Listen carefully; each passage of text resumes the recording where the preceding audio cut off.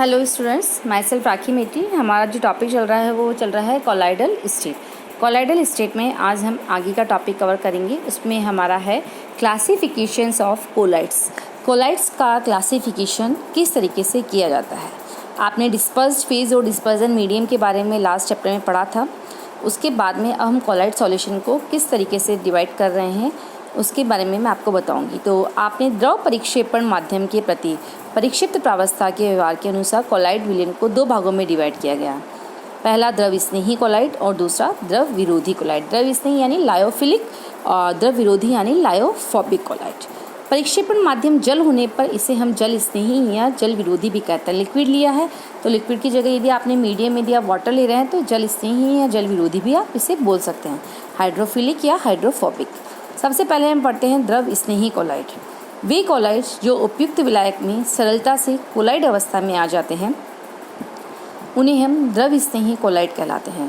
जैसे starch, protein, rubber, यह स्थायी कोलाइड होते हैं। इनमें विद्युत अपघट्य का विलयन मिलाने पर यह सरलता से अक्षेपित नहीं होते हैं और यदि इनका अक्षेपण हो जाए तो इनको पुनः कोलाइड अवस्था में सरलता से बदला जा सकता है।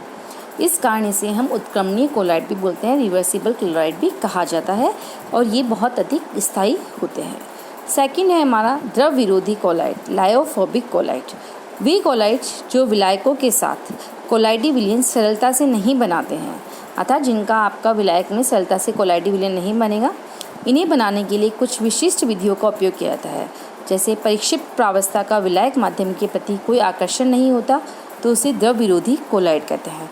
जैसे फेरिक हाइड्रोक्साइड, आर्सेनिक सल्फाइड, सोना, कॉपर, अन्य धातु आदि। इनके कोलाइड विलयन में किसी विद्युत अपघट्य का विलयन मिलाकर इन्हें शीघ्रता से अक्षेपित किया जा सकता है। इस प्रकार प्राप्त अक्षेपित पदार्थ को माने कोलाइड अवस्था में नहीं ला जा सकता, लेकिन हमने देख पर पढ़ा था कि लायोफिलिक को हम ला सकते हैं। इस कारण इसे अनुत्क्रमणीय कोलाइड, इरिवर्सिबल कोलाइड्स कहते हैं और ये अधिक स्थायी नहीं होते हैं। द्रव स्नेही कोलाइड में कण और प्रक्षेपण माध्यम के मध्य हाइड्रोजन बंध होता है। यदि परिक्षिप्त प्रावस्था प्रोटीन की है तो हाइड्रोजन बंध प्रोटीन के एमीन समूह और वाटर में बनेगा, और अगर स्टार्च है तो जल और स्टार्च के ओ समूह के बीच में हाइड्रोजन बंध बनेगा। लेकिन द्रव विरोधी कोलाइड में ऐसा कुछ भी नहीं होता है। इट मीन्स जो लायोफिलिक है उसमें हाइड्रोजन बंध बनता है, लायोफोबिक में नहीं बनता है। इनके डिफरेंसेस क्या क्या हैं आपको बिल्कुल टेबुलर फॉर्म में मैंने बताया, जाकि उससे क्या होगा आपको याद करने में भी सुविधा रहेगी। बनाने की विधि, परिक्षेपण माध्यम विलायक में विलय सीधे मिलाकर प्राप्त की जा सकते हैं। लायोफिलिक में सीधे मिलाने पर प्राप्त नहीं होते हैं। द्रव स्नेही कोलाइड के अणु कोलाइड कणों के आकार के होते हैं, जबकि इनके जो कणु होते हैं लायोफिलिक में कई अणुओं के मिलने से बनते हैं। लायोफिलिक जो कण होते हैं वो विलायक संकरित होते हैं, इसके कण विलायक संकरित नहीं होते हैं लायोफोबिक के। लायोफिलिक जो बताया मैंने आपको उत्क्रमणीय है, ये अनुत्क्रमणीय होते हैं। लायोफिलिक अधिक स्थायी होते हैं, लायोफोबिक अधिक स्थायी नहीं होते हैं। लायोफिलिक जो होते हैं वो विद्युत अपघट्य की अधिक मात्रा से अक्षेपित होते हैं, जबकि लायोफोबिक थोड़ी सी मात्रा से अक्षेपित हो जाते हैं। लायोफिलिक में कणों पर कोई आवेश नहीं होता है, जबकि इसमें जो कण होते हैं लायोफोबिक में ये धन या ऋणावेशित होते हैं। लायोफिलिक में यदि हम विद्युत धारा का प्रवाह करते हैं तो जो कण होते हैं वो कैथोड या एनोड की तरह अभिगमन कर भी सकते हैं और नहीं भी करते हैं, लेकिन लायोफोबिक में जरूर करते हैं। लायोफिलिक में शांता जो होती है वो परिक्षेपण माध्यम की शांता से अधिक होती है, जबकि इसमें लायोफोबिक में शांता लगभग बराबर रहती है।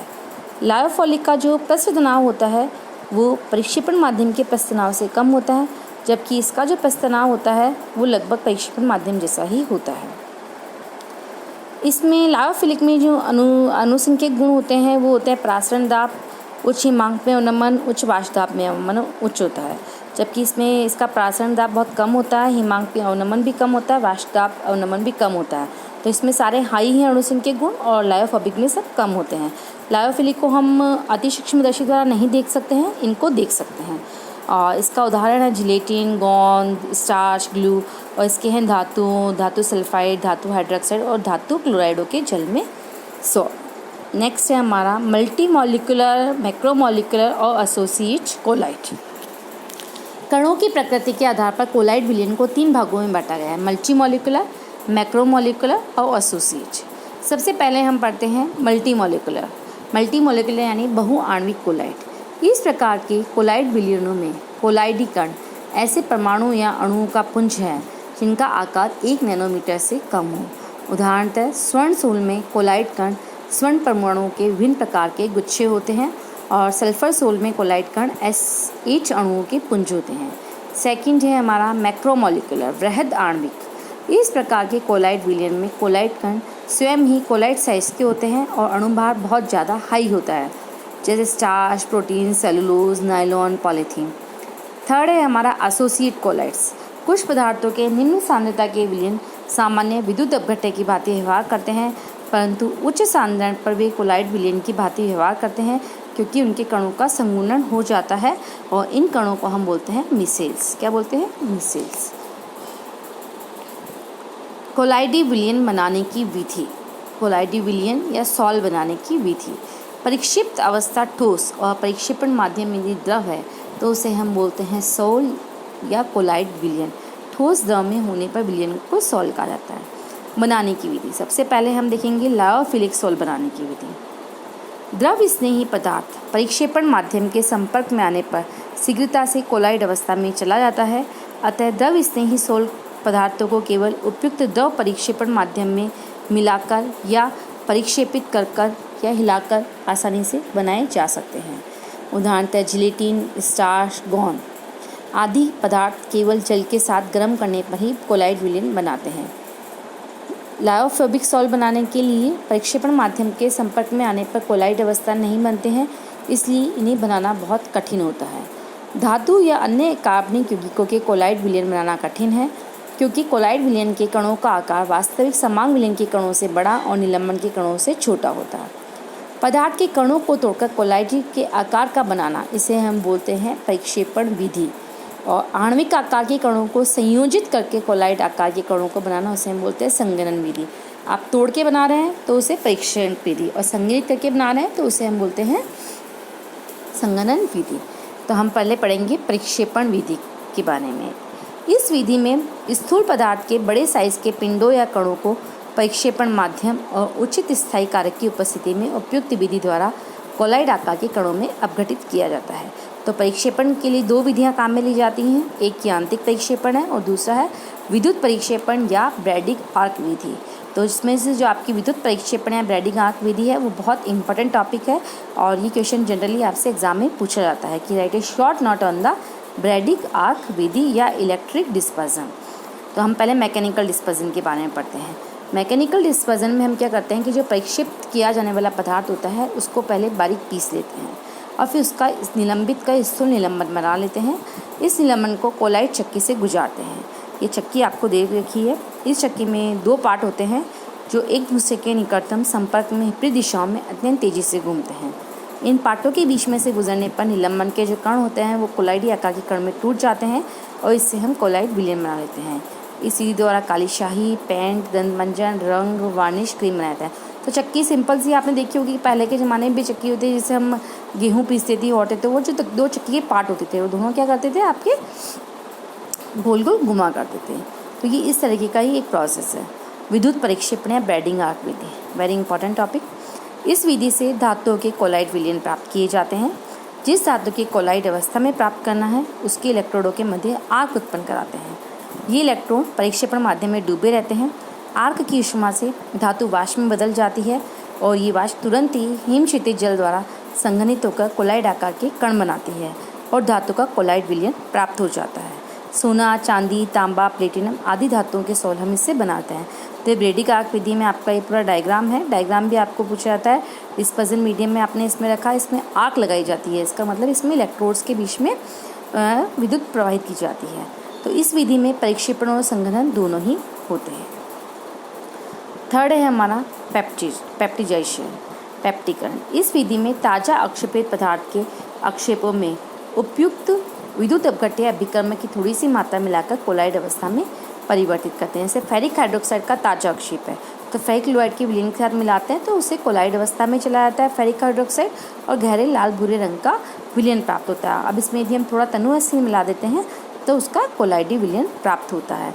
तो किसी भी ताज़ा अक्षेपित पदार्थ का उपयुक्त अभिकर्मक द्वारा कोलाइड कणों के रूप में परिक्षेपण करवाना पेप्टिकरण कहलाता है और जो अभिकर्मक उसे पेप्टिकृत करता है उसे हम बोलते हैं पेप्टिक कारक। तो ये डेफिनेशन कई बार पूछी जाती है। ये तो हमने पढ़ी थी ऊपर परिक्षेपण विधि है, ठीक है। अब संघनन विधि में हम संयोजित करते हैं। परिक्षेपण विधि में हमने मॉलिक्यूल्स को तोड़ा था। संघनन विधि में कौन कौन सी हैं? सबसे पहले तत्व की वाष्प को द्रव में प्रवाहित करके। कुछ तत्व ऐसे हैं यदि उनकी वाष्प को किसी विलायक में प्रवाहित किया जाए तो उनके कोलाइड विलयन बनते हैं, जैसे पारा और गंधक। दूसरा अत्यंत शीतलन से।